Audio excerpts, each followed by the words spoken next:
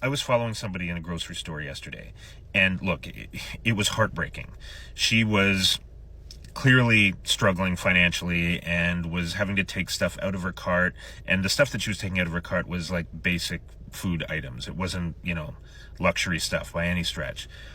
And, she was doing this right at the checkout. So there was one person in front of her, and then I was behind her, and she was quickly taking stuff out of her cart because she realized that she just wouldn't be able to afford everything that she needed for her family. And there was stuff in there for kids, like little kids, I could tell.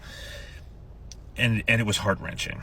I mean, I told her, hey, put that stuff back in. I'll help you this time out, and it's great that people can do that. But honestly, that's not her reality. Her reality is not that one time that one person helped her out with groceries.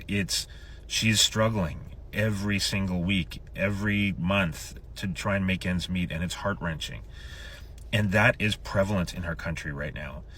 People are struggling left, right, and center, and all the politicians are telling you is it's going to get a lot worse before it gets any better. And quite honestly, it's not going to get any better. It's going to stay the same or get worse.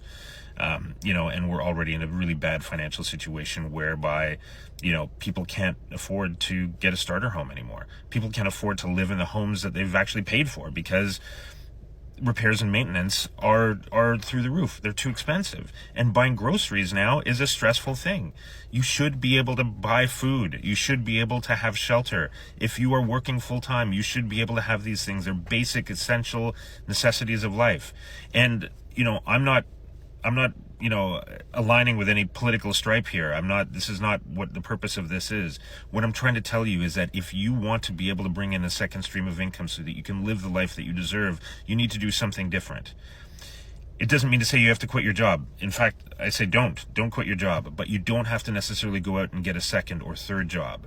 What you can do is figure out a way of generating an additional stream of income online in the nooks and crannies of your day.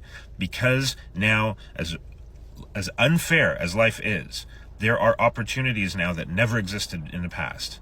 And you need to be able to embrace those and say, look, I know it's scary doing something new, but I'm going to do it, and I am going to change my life, and I'm going to have the life that I finally deserve. And if you want to learn how to do this, if you want to pull yourself out of the financial misery that you're living in, just reach out to me in the comments and type ready.